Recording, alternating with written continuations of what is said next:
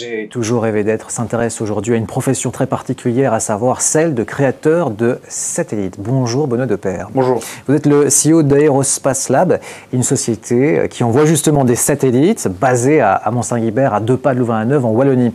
Alors, une première question, avant d'entamer votre CV, d'y revenir en détail sur votre parcours professionnel. Pourquoi avoir choisi la Wallonie pour envoyer des satellites? On pourrait croire que finalement la Wallonie n'est pas spécialement une terre pour l'aérospatiale. Ah bah si, c'est objectivement le meilleur endroit pour le faire. Ah ouais? Voilà. Je veux dire, vous avez des objectifs très importants. Vous voulez devenir la première société européenne en termes de nombre de satellites dans quelques années. La Wallonie vous offre les outils suffisants pour le faire? Oui, et si on regarde l'histoire wallonne début du XXe, on était premier dans pas mal de secteurs technologiques. On est encore bien coté pour tout ce qui est en lien avec le spatial, la Belgique. Il y a une activité spatiale raisonnable, il y a pas mal de budget par rapport aux autres pays européens. Je pense qu'on est le deuxième pays contributeur à l'Agence spatiale européenne normalisé par habitant ou par PIB. Ouais. Ce qu'il y a, c'est qu'on manque d'intégrateurs système. Donc on a beaucoup de PME spécialisées sur des domaines de niche, Ouais. mais il manque l'ensemblier qui fait des missions complètes. Et c'est quoi ça? Justement, dans l'écosystème historique, c'est plutôt des entreprises monstrueuses en termes de taille, comme des Thales, des Airbus, D'accord. OHB en Allemagne. Et vous visez un peu ce modèle-là? Oui, mais on est un petit intégrateur système, et la différence, c'est qu'on est verticalement intégré. Donc, c'est-à-dire qu'on fait tout seul, et on n'a pas de sous-traitant extérieur. Ok, à terme, vous voulez envoyer combien de satellites? L'usine de Charleroi qu'on est en train de construire, elle est dimensionnée pour faire jusqu'à 500 satellites par an. Donc vous allez envoyer à terme, en 2024, après 2024 en tout cas, parce que je pense que c'est la date officielle pour ce bâtiment, ce nouveau site dans les environs de Charleroi, envoyer 500 satellites dits low cost par année. Alors le truc, c'est qu'en 2024, on reçoit le bâtiment, Ouais. et puis après, il y a une période encore indéterminée, parce qu'on ne l'a jamais fait, où on doit apprivoiser l'outil industriel. Ouais. Mais une fois qu'on l'a apprivoisé et que le marché nous le demande, on peut aller jusqu'à 500 satellites par an. Bon, on va commencer avec votre CV. Donc nom, prénom, nom, Depeyre, prénom Benoît. Vous avez d'autres prénoms? Non. D'accord. Vous avez fait vos études où? Louvain-la-Neuve, puis Toulouse, et puis Caille-Leuven. Votre parcours professionnel, j'imagine, vous a amené à sortir, à dépasser les frontières de la Belgique. Oui, déjà en étudiant, j'ai étudié Louvain-la-Neuve l'électromécanique, et puis je me suis dit j'aimerais bien faire du spatial. On m'a proposé Liège ou Toulouse. J'ai quand même été voir à Toulouse ce qui s'y passait, parce que un peu d'exotisme, plus exotique que Liège, quoi. D'accord. Et puis directement après, un stage en Californie à la NASA. Je suis resté un petit peu là-bas, et puis j'ai bougé de pays. Et c'est la première fois que je travaille en Belgique, en fait. Première fois alors que vous sortez d'une université belge. Oui, et que j'ai grandi de 0 à 18 ans à Charleroi. Donc, voilà. Ok, d'accord. Alors, votre principale qualité en tant que chef d'entreprise d'une entreprise aérospatiale qui crée des satellites? Je ne sais pas si c'est... Déjà, je ne connais pas vraiment mes qualités en tant que chef d'entreprise. Je ne sais pas s'il y en a peut-être sans doute. Mais le truc, je pense que c'est une entreprise comme une autre. Hein. C'est une entreprise de R&D. Dans le jargon, on dit que c'est une boîte de deep tech. Donc, je pense qu'il faut des dirigeants d'entreprise ou des managers qui ont gardé un lien très fort avec la technique. Parce que c'est ce qui occupe principalement les gens qui bossent pour nous. D'accord. On est sur des choses assez technologiques où il faut aller assez dans le détail, il faut se tenir à l'état de l'art, sur les problématiques industrielles aussi. Donc je pense que ça fait partie de mon temps, moitié du temps, de rester en phase avec ces problèmes-là. En venant ici, j'ai remarqué que vous travaillez beaucoup avec des jeunes. Oui. C'est une volonté disons qu'on n'a pas fait ça, on n'a pas ingénieré le recrutement pour tomber sur des jeunes, mais je pense que ça a beaucoup d'avantages de travailler avec des jeunes. Le premier avantage, c'est que les gens qui ont traîné trop dans le spatial classique, pour moi, ont des automatismes qui ne sont pas forcément compatibles avec la version du spatial qu'on veut implémenter ici. Donc on travaille les projets spatiaux assez différemment de ce que peut être la façon de les travailler dans des grands groupes ou des PME qui sont insérés dans l'écosystème actuel. Donc, des fois, on voit des profils plus seniors qui ont du mal à changer de mode de travail. On n'a pas ce problème avec les juniors parce qu'ils n'ont pas encore de mode de travail, donc on peut les façonner selon notre modèle. Ensuite, on voit que le talent, la performance et la grinta, comme on dirait, c'est pas forcément dépendant du niveau de seniorité. Donc, on a eu des surprises dans un sens comme dans l'autre. On a eu des seniors qui n'étaient pas du tout autonomes. Comme on a eu des juniors qui, après quelques mois, prenaient des positions et des responsabilités, ou dans l'industrie classique, ils auraient dû avoir au moins 20 ans d'expérience. Donc, ça a un peu cassé mes préjugés sur la seniorité, et du coup, on a non seulement des des allocations de responsabilité qui ne sont pas basées sur la seniorité, qui sont basées sur vraiment ce que les gens peuvent faire et leur niveau de confort, leur zone de confort jusqu'où elle va, et on essaie de les challenger, mais que si quelqu'un peut prendre des responsabilités, ben on lui donne, même s'il a peu d'ancienneté. Et on est en train de migrer vers un système de rémunération qui tient plus compte de ça que de la seniorité aussi. Benoît Depaire, combien de satellites vous avez envoyés dans l'espace? Un, sous la marque Aerospace Lab. Après, j'ai D'accord. bossé sur d'autres satellites dans d'autres boîtes, dont certains sur lesquels je ne peux pas parler. Pourquoi? Secret défense? Non, mais c'est une industrie qui est assez, qui protège assez ses secrets de fabrication. Donc il y a pas mal de... Secteur d'activité peut-être? Ah, bah, les satellites d'observation de la Terre, ça c'est toujours un peu le dada. J'ai principalement travaillé sur des satellites d'observation de la Terre, mais lesquels et pour quels clients, ça je ne peux pas trop élaborer. Bon, on voit que c'est un peu secret. Y compris pour Aerospace Lab, vous n'aimez pas parler spécialement de vos clients, j'imagine. Ben, disons que c'est pas qu'on n'aime pas parler de nos clients, c'est qu'on n'a pas consulté avec eux à quel point on pouvait être public sur certains aspects de l'émission. Donc par défaut, c'est une industrie, on aime bien être discret. Après, on a des clients avec qui on a vérifié qui ne cherchent pas à se cacher, comme les clients publics, donc l'Agence spatiale européenne qui est un client depuis le début de la boîte et on l'espère pour très longtemps, d'autres agences spatiales nationales. D'ailleurs, votre premier satellite, c'est en lien avec l'ESA, c'est ça? Non, le premier, on l'a complètement autofinancé. Donc on a fait un prototype tout seul, sans client. En fait, on était notre propre client. D'accord. Et le deuxième, qui est là-bas, en dessous de la tente de chambre propre, celui-là, c'est un satellite pour l'Agence spatiale européenne. Ok, qui sera envoyé quand? Normalement, début 2023. On va y venir, évidemment, à Benoît Depaire. Quel type de satellite vous fabriquez? Alors, on a commencé avec des petits satellites. Petits, c'est une vingtaine de kilos et la taille d'un four à micro-ondes. Ça, on a commencé avec ça. D'ailleurs, c'est pour ça que le labo est assez petit aussi. Parce qu'on s'est dit petit satellite, petit labo, petite équipe, petit business plan. Donc, c'est un labo particulier, c'est-à-dire qu'il y a l'atmosphère qui est différente. Elle est contrôlée pour la propreté, en fait. Okay. Pour être sûr qu'il n'y ait pas de poussière qui vienne se mettre sur des miroirs de télescope et ce genre de choses. Donc, on a commencé avec des petits satellites. Puis très vite, on a vu qu'il y avait un pivot, une traction de marché qui nous attirait vers des plus gros satellites. Donc maintenant, la gamme existante, c'est plutôt 200 kg et la taille d'un frigo.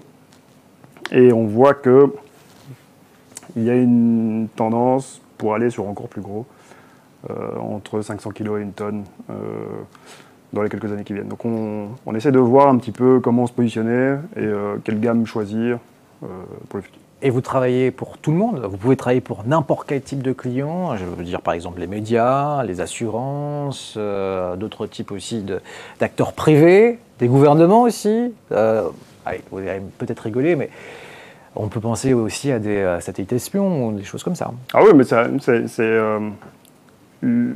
l'observation de la Terre et le spatial en général a été créé par les militaires. Ça, les gens ont tendance à l'oublier, mais c'est au début de la guerre froide. Il y avait vraiment une course pour voir ce que l'autre faisait chez lui. Les avions ne pouvaient pas aller, les espions se faisaient capturer, et du coup, ils ont commencé à dire qu'est-ce qui se passe si on met un appareil photo dans un truc qui vole super haut au-dessus du pays ennemi. Et donc, les premiers satellites d'observation de la Terre, on voit que c'est des engins purement militaires. Puis, ça a commencé à s'ouvrir, et on a des applications beaucoup plus civiles. Et maintenant, je dirais chez nous, quasiment 100% de notre chiffre d'affaires est hors sécurité et défense. D'accord. Ok. Donc vous savez, vous avez la technologie pour ça. Vous savez le faire. On sait le faire. Il y a juste que là, on voit que c'est pas forcément le marché qui affiche les plus de croissance. Non. En même temps, envoyez tous ces satellites. Donc à terme, après 2024, quelques années après 2024, une fois que vous aurez votre site sur Charleroi, vous voulez envoyer plus de 500 satellites par an. Vous ne craignez pas un peu pour la pollution entre les différentes orbites terrestres? Alors, il faut relativiser peut-être. Non, il faut peut-être mettre des éléments de langage. La pollution, qu'est-ce qu'on entend par pollution? Le nombre d'objets qui tournent autour de la Terre. C'est ça. Donc là, on parle plutôt de débris dans ce cas-là. Parce que pollution, c'est vraiment une transformation irréversible de l'environnement. Ok, d'accord. Voilà. Là, on est d'accord. Okay. Là, on a des débris. Il y a la problématique des débris. C'est vrai que c'est un problème grandissant. À l'heure d'aujourd'hui, on voit que c'est quelque chose qu'on doit prendre en compte, mais qui n'est pas encore ingérable. Donc concrètement, si vous avez votre satellite en orbite maintenant, vous allez avoir ce qu'on appelle des alertes de collision. Donc vous avez des gens qui regardent l'espace et qui vous préviennent un peu longtemps à l'avance, quelques jours à l'avance, quelques semaines à l'avance, voire plus, en disant attention, vous risquez de passer très près d'un autre engin spatial ou d'un autre débris. Et du coup, on fait des manœuvres de correction pour réduire la probabilité de collision. Donc ça, on voit qu'il y a une augmentation drastique de ces alertes. Après, il y a un vrai débat dans la communauté maintenant pour savoir si le système d'alarme, entre guillemets, qui déclenche ces alertes, n'est pas un peu trop pessimiste. Parce que c'est vrai qu'il déclenche assez souvent pour rien. Néanmoins, il y a un vrai problème qui va arriver avec l'augmentation du trafic. Mais on voit aussi qu'il y a aussi des régulations qui sont en train de tout doucement se mettre en place. C'est compliqué à mettre en place parce que c'est des accords internationaux avec tous les pays de l'ONU autour de la table et il y a pas mal de géopolitique impliquée. Donc ça prend beaucoup de temps. Ça prend beaucoup de temps, mais je pense que le timing pour ces négociations-là, ils y vont mollo parce qu'il n'y a pas encore une grosse pression sur les opérateurs de satellites parce que leurs opérations ne sont pas encore trop impactées. D'accord. Mais en même temps, vous prenez en compte déjà cette problématique. Bien sûr. Et qu'est-ce que vous proposez alors? En fait, nous, on ne propose pas grand-chose. On respecte la charte. Alors, il y a une charte qui dit maintenant, si vous voulez lancer un satellite, comme le premier qu'on a lancé, comme celui-là, comme les 7 suivants pour 2023, vous devez garantir que dans moins de 25 ans, le satellite va faire une rentrée dans l'atmosphère. Donc on ne laisse pas de débris en orbite. Donc la logique derrière ça, c'est de dire on rajoute des objets en orbite, mais une fois qu'ils ont fini leur mission, ils ne doivent pas laisser de crasse derrière eux. Et ça, nous, on est compatible depuis le premier satellite. Et c'est un processus qui est standardisé maintenant. Donc, même le calcul de comment on s'assure de ça est normalisé par les agences. Donc NASA et l'Agence spatiale européenne en tête ont développé des méthodologies, des outils de simulation qu'on doit utiliser et dont on ne peut pas questionner la méthodologie. On ne peut pas tricher sur les hypothèses du... D'accord. Et donc on a montré le rapport qui détermine que bien, notre satellite ne va pas laisser de débris derrière lui. Et ça, c'est devenu obligatoire. Avec qui vous travaillez? Avec quelle entreprise vous travaillez pour envoyer vos satellites, vos futurs satellites, le prochain là d'ailleurs, dans l'espace? Est-ce que vous travaillez avec la NASA, avec les Russes, avec les Chinois, les Indiens? Je ne sais pas. Hein. Pour les lanceurs, vous voulez dire? Ouais. Pour les lanceurs, déjà, la NASA n'a pas vraiment de lanceurs à elle-même. Donc elle achète des lanceurs dans l'industrie. Un peu la même chose avec l'Agence spatiale européenne. Passe par Arianespace ou d'autres pour mettre la main sur des lanceurs européens. Donc ça dépend du client. Des fois, le client vient avec une volonté de lancer sur ses lanceurs. Donc là, on s'adapte à la volonté du client. Et donc, on est ouvert à plus ou moins tout, sauf que niveau de nouveau géopolitique, on travaille avec les pays bleus, nous. Hein, donc, plus américains. Et européens. Autant étendu, quoi. Ouais. Parce que voilà, c'est difficile et c'est même pas forcément souhaitable pour le moment d'exporter vers la Russie, vers la Chine, vers d'autres pays. Donc nous, on est sur le marché atlantique et Asie du Sud-Est, certains pays, et voilà, on est sur ce genre de marché. Et donc là, on voit sur des missions purement commerciales, on arrive à l'heure d'aujourd'hui souvent sur du SpaceX. Oui. Donc vous utilisez les fusées SpaceX pour envoyer vos satellites? Entre autres. Donc souvent du SpaceX. Si on est vraiment sur l'argument prix, c'est souvent SpaceX qui gagne. Si on a une teinte de protectionnisme européen, on va sur des fusées européennes comme, ça coûte plus cher. Comme Vega. Ça coûte plus cher, mais ça dépend des missions, ça dépend du niveau de service que vous voulez avoir avec votre lancement, et ça dépend aussi de la volonté du client, parce qu'il y a des clients qui attachent beaucoup d'importance au fait de voler sur une fusée européenne. Donc, nous, on est un peu agnostique par rapport à ça, et on suit la demande du client. Bête question, mais une question quand même.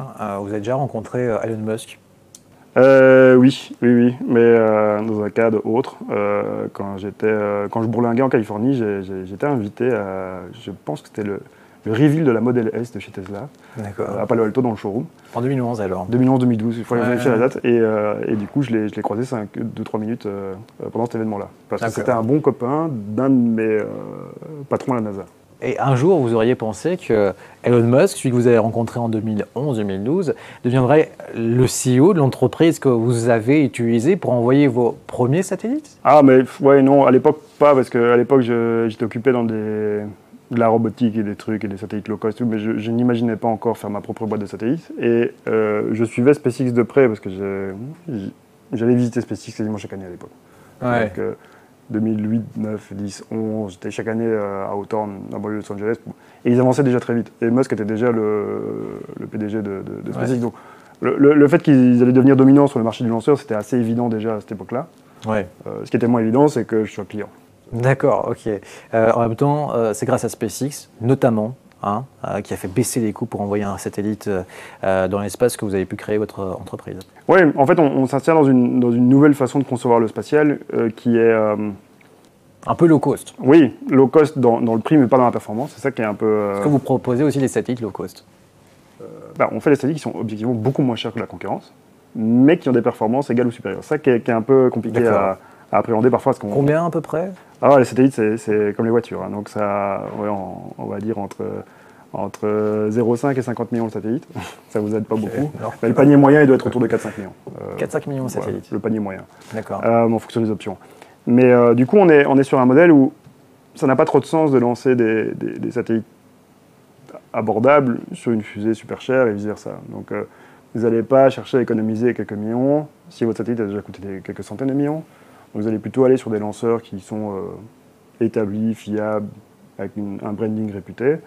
Il y a une espèce d'homogénéité entre la philosophie de design du satellite et du lanceur. Et évidemment, nous, on a fait des satellites et la nouvelle gamme de satellites encore plus. Elle est inscrite dans une philo de design SpaceX compatible, mais pas uniquement, parce que SpaceX a fait des émules, donc maintenant il y a des nouveaux SpaceX qui essayent de prendre des parts de marché. Donc on suit ça de près et on s'inscrit dans cette mouvance-là. Vous êtes toujours une start-up? C'est quoi une start-up? C'est le début d'une société, le début d'un business. Alors, je pense que toutes les boîtes en croissance sont des start-up alors. D'accord, donc vous êtes en croissance. Vous espérez à terme un chiffre d'affaires de combien? À terme, aucune idée. Donc, on a, comme toute bonne start-up, du coup, un business plan avec la courbe de revenus en stick de hockey, qui tend vers l'infini. La question, c'est de voir jusqu'où le marché va nous permettre d'aller. C'est clair que les investisseurs qui nous suivent depuis le début et ceux qui nous ont rejoints en décembre sont venus avec des perspectives de croissance attendues qui sont assez élevées. De combien? Assez élevées. Le monde du VC, s'ils ne font pas x6, x10 sur leur participation, ils ne sont pas contents. Donc, à chaque levée de fonds, vous êtes sur ce genre de Donc, c'est un chiffre d'affaires à 7,0, même plus. Oui. Mais c'est chiffre d'affaires, valorisation, croissance, revenus. Donc, on est dans l'ordre du milliard.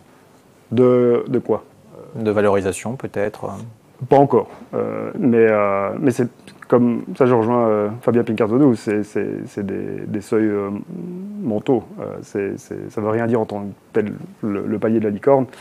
Nous, on est sur une histoire où, en effet, on essaye de monter avec une grosse croissance. C'est pas une croissance pour la croissance, c'est une croissance pour nous permettre d'atteindre la voilure suffisante pour pouvoir mettre en œuvre la collecte de données qu'on aimerait bien collecter. Alors, c'est rare d'avoir de telles success stories en devenir en Wallonie, notamment pour l'aérospace, le spatial. Vous cherchez énormément de collaborateurs, je pense. Est-ce que vous trouvez chaussures à votre pied? Est-ce que finalement, les formations ici présentes en Belgique sont suffisantes pour engager du personnel assez professionnel, justement, des professionnels qui répondent à vos exigences? Oui, mais en fait, on a un très bon niveau de formation. Mais ça, il faut avoir vécu et travaillé en dehors de Belgique pour se rendre compte de ce qu'on a. C'est ça le grand drame. D'accord. C'est qu'on a l'impression que les petites universités belges sont des petites universités, etc. Mais en fait, je prends ce que je connais, donc l'ingénierie, on voit qu'on n'a pas grand-chose à envier au gros branding du domaine, des Oxford, des Cambridge, des Stanford, des MIT, etc. Pour les universités, d'accord. Oui, on est sur... On engage beaucoup de jeunes, donc le parcours qu'ils ont suivi à l'UNIF est assez intéressant pour voir comment ils ont été formés et quels sont leurs domaines de compétences. Parce que vous n'êtes pas resté en Belgique, vous? Pour étudier, si, quasi. Oui, mais pour travailler. Non, mais je suis revenu. Et en fait, justement, c'est en travaillant à l'étranger que vous vous rendez compte que vous êtes dans un cubicle avec des gens de grosses unifs américaines très prestigieuses, mais ils ne sont pas forcément plus malins et ils ne sont pas forcément mieux formés. On n'est pas assez fiers alors de ce qu'on a non, ici en Wallonie. Il y a vraiment un énorme déficit d'estime de la formation en Wallonie. En Belgique en général. Donc la Flandre souffre un peu du même problème. Encore une fois, vous prenez un ingénieur junior qui sort d'une école belge, vous l'envoyez en Californie ou à Boston ou quoi, il ne va pas être dans la queue du peloton. Il sera dans le peloton et voire même dans les meilleurs du peloton. D'accord. Nos deux pairs, deux questions avant de terminer cet entretien. Première, avant-dernière question, on va dire ça comme ça.